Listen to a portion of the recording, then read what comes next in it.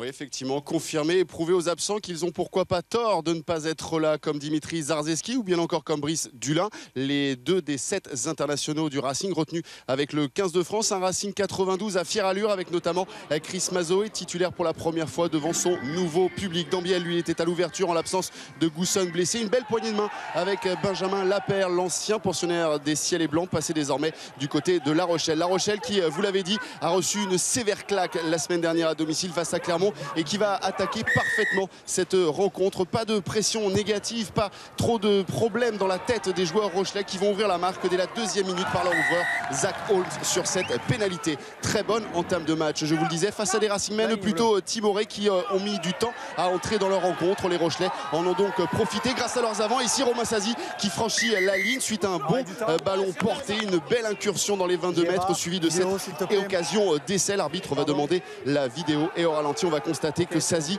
le capitaine, ne peut aplatir, gêné qu'il est par le très bon geste défensif de Maxime Machenaud. On en reste donc à 3-0 et Maxime Machenaud, on le retrouve après 20 minutes. Première incursion dans les 22 mètres du Racing, première faute rochelaise et première pénalité donc du buteur francilien qui permet à son équipe de revenir à égalité 3 partout. Le Racing, vous l'avez dit, est capable d'un exploit, battre Toulon sur son terrain, mais à domicile, de subir face à des équipes supposées moins fortes. C'est peut-être le cas aujourd'hui, même si Machenaud ici permet à son équipe de prendre l'avantage et de mener 6-3. Le Racing alors s'en mêle un petit peu les crayons, se lance dans des passes approximatives et ici l'ailier rochelais Gabriel Lacroix intercepte cette mauvaise passe pour inscrire le premier essai de la rencontre. La belle vista, le geste juste de Gabriel Lacroix, au contraire des mauvaises passes, celle de Ducalcon tout d'abord inefficace et puis celle ensuite de Kamicha interceptée donc par Gabriel Lacroix. Un essai que va transformer Holmes et La Rochelle alors mène 10-6. Il reste 10 minutes avant la fin de cette première mi-temps et le Racing enfin va montrer les griffes et se lancer dans le combat. On a vu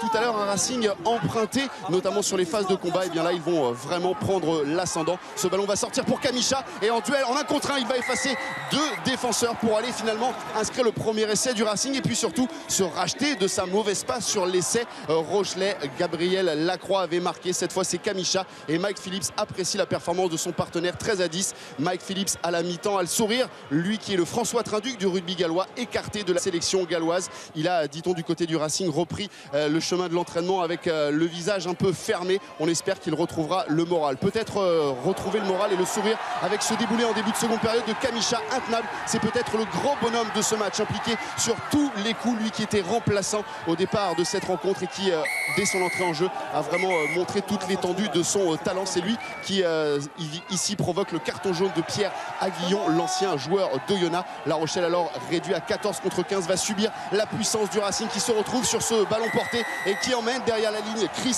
Mazoé, l'ancien All Black, auteur d'un doublé en ce début de saison. Il avait marqué à Toulon la semaine dernière, il récidive aujourd'hui devant son public et permet surtout à son équipe de mener 20-10 après la transformation de Maxime Machenaud. Mais Holmes en face, malgré la chaleur étouffante aujourd'hui, garde son sang-froid pour réussir en moins de 10 minutes 2 pénalités coup sur coup qui vont permettre à La Rochelle de revenir à 20-16. L'indiscipline aura coûté cher donc au Racingman. L'indiscipline, on en reparle avec ce carton jaune reçu par Gomessa pour ce plaquage dangereux. Il reste 10 minutes à jouer dans cette rencontre et Holmes sur cette pénalité ramène son équipe à un petit point seulement du Racing 92. Tout est encore possible. La victoire n'a pas choisi son camp, mais sur cette touche, eh bien, La Rochelle laisse une munition importante, une occasion d'essai peut-être que ne vont pas réussir les Rochelais qui dans les dernières minutes vont se procurer une balle de match. Avec ce ballon sorti pour Holmes, la tentative de drop et le superbe contre, geste magnifique de Marc-André qui est monté à toute vitesse, contrer ce drop de Holmes. L'action ensuite va se poursuivre et ne rien donner.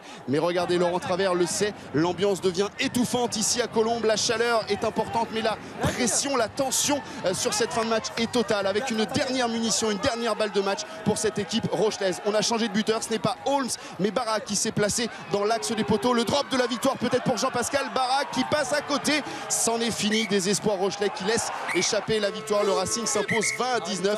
Grosse déception évidemment pour La Rochelle et qui plus que le bonus défensif aurait mérité aujourd'hui la victoire.